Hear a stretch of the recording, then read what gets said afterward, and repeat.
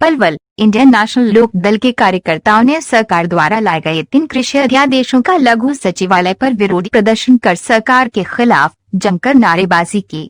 इस मौके पर इनेलो नेता अर्जुन चौटाला ने राष्ट्रपति के नाम जिला उपायुक्त को ज्ञापन भी सौंपा। अर्जुन चौटाला ने कहा कि सरकार जो 3 अध्यादेश लेकर आई वे किसान विरोधी अन्नदाता पर कुठाराघात है। साथ ही अपने संबोधन में उन्होंने कहा कि सबसे बड़ी पीड़ा तो उन्हें इस बात की है जननायक चौधरी देवीलाल के परिवार के सदस्य भी सरकार की मदद कर रहे हैं। इनेलो नेता अर्जुन चौटाला ने पलवल में इनेलो कार्यकर्ताओं के साथ सरकार के 3 कृषि अध्यादेशों का विरोध किया और कहा कि इनेलो काले कानूनों का तब तक विरोध करेगी जब तक सरकार इनको वापस नहीं ले लेती। उन्होंने कहा कि सरकार पूंजीपतियों को लाभ पहुंचाने के लिए किसानों की मेहनत पर डाका डालने के लिए काले कानून लेकर आई है। सरकार के काले कानूनों से किसान, मजदूर, मेहनतकश, कमेरा, व्यापारी सब परेशान है। उन्होंने कहा कि सरकार के काले कानूनों का बदला बड़ौदा उपचुनाव में लिया जाएगा। उन्होंने कहा कि हम किसान की कमर नहीं टूटने देंगे, किसानों को सहारा देने का काम करेंगे। चौधरी देवीलाल की नीतियों का अनुसरण करते हुए उनकी पालना करेंगे। अगर प्रदेश में इनेलो सरकार आती है तो किसानों के कर्जे माफ करेंगे।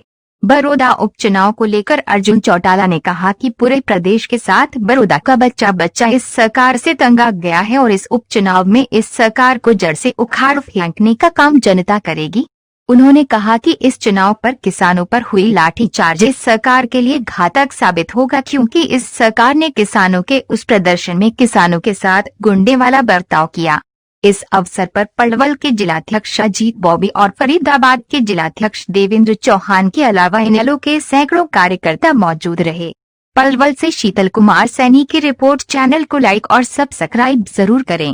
देखिए, बड़ी दुख की बात है, 3 अध्यादेश सरकार ने बिल बनाने का काम करा है, करने का सब काम करा है। ये बड़ी दुख की बात है, क्योंकि ये सरकार कहीं ना कहीं सरकार को लगता है कि हम कोई ठीक काम कर रहे हैं, लेकिन ये एक्सपेरिमेंट जो इन्होंने करा ये बहुत नुकसानदायक चीज़ है।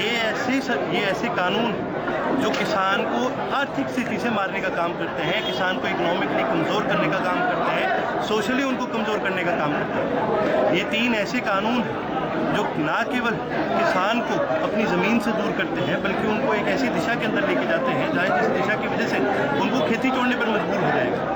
और दुख की बात ये जो एक समय पे कानून बनाए गए थे देश के किसान को मजबूत करने के लिए, आज उसी प्रकार के कानून बनाए जा रहे हैं उद्योगपतियों को मजबूत करने के लिए, लेकिन किसान को कमज़ोर कर रहे हैं। बड़ौदा उपचुनाव में आप पहले प्रत्याशी हो किसी पार्टी के, कैसा रहेगा चुनाव, किसकी जीत होगी?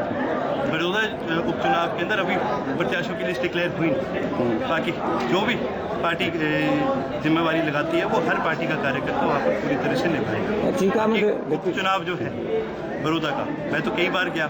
आज के दिन पूरे प्रदेश को और खासकर बड़ौदा की जनता को इस सरकार के बारे में अच्छी तरह से पता है। बड़ौदा का बच्चा आज इस सरकार से तंग आ रखा है। आप वहाँ जाएंगे तो आप देखेंगे जो क्रोध है लोगों में, जिस प्रकार से विकास के मामले में बड़ौदा के साथियों को पीछे छोड़ा गया है।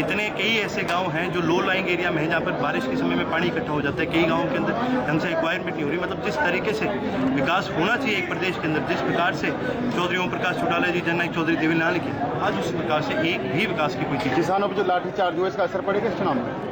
सबसे ज़्यादा इस चुनाव पर असर पड़ेगा, क्योंकि किसान पर केवल लाठीचार्ज नहीं हुआ, सरकार ने तो डर के लाठीचार्ज करा। पुलिस वाले थे वो तो सिविल में थे, सरकार तो कहती है कि हमने लाठीचार्ज कराएंगे।